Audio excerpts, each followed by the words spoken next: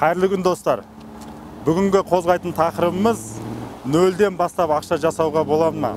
Немесе ақшасыз завод ашуға болады ма?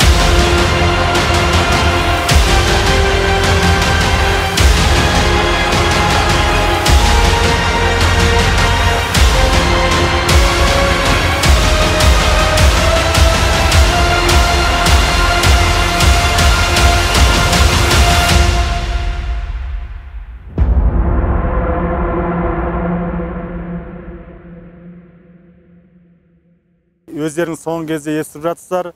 Мен сіздерге нөлден бастап қалай миллион табу керек екенін үйретемін деген көптеген мастер-класстар көбейіп жатыр. Ты мертв, Карл. Ты говоришь нет жизни, поэтому ты не живешь. Ты придумываешь оправдания для людей вокруг и для себя самого. Ты долгие годы занимаешься одной и той же бесконечной работой.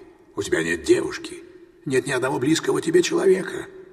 И ты потерял любовь в своей жизни, потому что она не могла быть с тем, кто не живет на полную.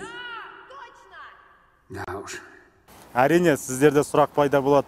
Нөлден қалай ақша табуға болатын? Немесе қазір маған көптеген жастар келіп жатыр. Олардың барлығы мен завод ашсам, немесе бір қондырғыларды заводтан алып келсем деген сұрақтармен келіп жатыр. Біз көп қателесеміз. Енді мен сіздердің де қателеспегендеріңізді қалаймын.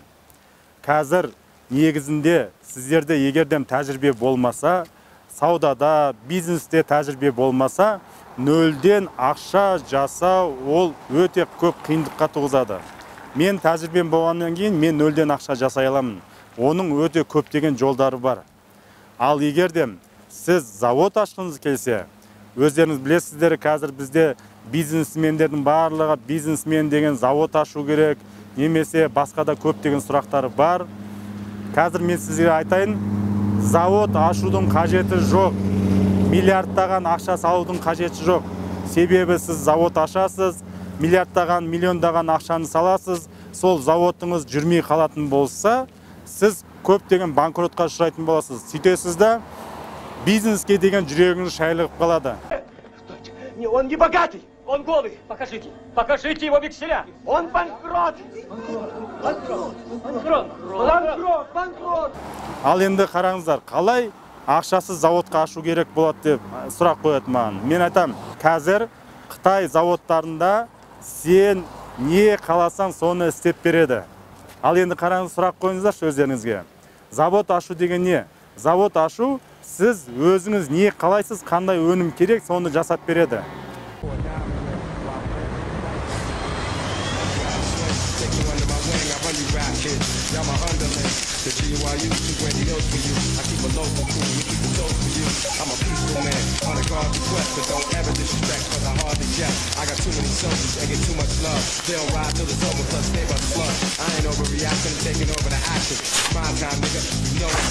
Көрдіңіздер ме?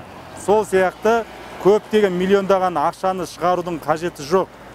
Қытай заводтарына тікелей шығып, делдалсыз тікелей шығып, өзіңізге керек, өзіңізге қалаған тауарды жасатуға болады. Өзіңіздің атыңызды жасатуға болады. Көрдіңіздер ме? Оның бірнеше жолдары бар. Алдағы видеоларда немесе алдағы уақытта мен сіздерге оның жолдарын үйретіп отырамын. Сол себептен өзіңізге сұрақ қойыңыз. Миллиондаған ақшаны шығарып завод ашқан дұрыс па? Немесе аздаған ақшамен өзіңізге керек, өзіңізге лайық, өзіңіздің атыңыз жазасыз па, өзіңіздің логотипіңіз жазасыз па, ол маңызды емес. Не қалайсыз, не жасатқыңыз келеді, соны жасап береді. Көрдіңіздер ме? Ең бірінші осылай бастаңыздар. Одан кейін барып, жайлап, өзіңізге керек тауарларды алып келіп, сатып, жасатып, брендке айландырып отырып, содан кейін сұрақ қоясыз. Анау бір затын осы Қазақстаннан шығарсам, екінші затын шығара бастасам, сөйтіп барып, оны жасау керек. Тағы бір көптеген біздің қандастарымыздың қателесетін мәселесі, барлығы қазір Қытайдан оборудование алып келгісі келеді. Маған келеді, мынандай оборудование алып келсем, носки шығаратын, қолбақ шығаратын нелер алып келсем, қондырғылар алып келсем дейді. Ал сіз сұрақ қойыңызшы, мен сол қондырғылар алып келгеннен кейін сол Қытай мемлекетінің тауарларымен бәсекелес бола аламын ба деп. Бәсекелес болмауымыз мүмкін. Сол қондырғыларыңыз шаң басып, сол алған жеріңізде қалатын болады. Сол себептен ең бірінші, сол шығарған тауарыңызды сіз сата біліңіз. Сол тауарыңызды сатып үйреніңіз. Содан кейін барып, өзіндік құны деген болады. Өзіндік құнын, шикізатты сіз сол Қытайдан немесе басқа мемлекеттен алдырып, жұмыс жасап көру керек. Қалай болатын? Сол жұмыс жасағаннан кейін барып қондырғыларды алып келіңіз керек. Немесе тағы бір сіздерге жолдарын айтайын. Біз қазір Қазақстан мемлекетін өндіріс мемлекет айландырсақ па деп үлкен жоба құрып жатырмыз. Енді қараңыз, қалай өндіріс мемлекетке айландырамыз? Біз көптеген тауарларды қазір Қазақстанға алып келіп құрастырсақ па деп жатырмыз. Оны мен сіздерге бір жаңалық деп айтып отырған жоқпын. Ол жаңалық емес, оны тек қана істеуіміз керек. Мысалға, жаңа велосипед болсын, электросамокаттар болсын, оларды біз Қытайдан запчасть ретінде алып келіп, осы Қазақстанда құрастырып, оларды біз сол Ресейге шығаратын болсақ, үлкен пайдаға кеңеуге болады. Цифр түрінде айтатын болсам, мысалы бір самокат Қытайдан келгенше 70 мың теңгеге айналады. Оны 150 мың теңгеге сатып жақсы пайда көруге болады. Бірақ оны егерден запчасть ретінде алып келетін болсаңыз, сіз оны 40 мың, 30 мың теңгеге алып келуге болады.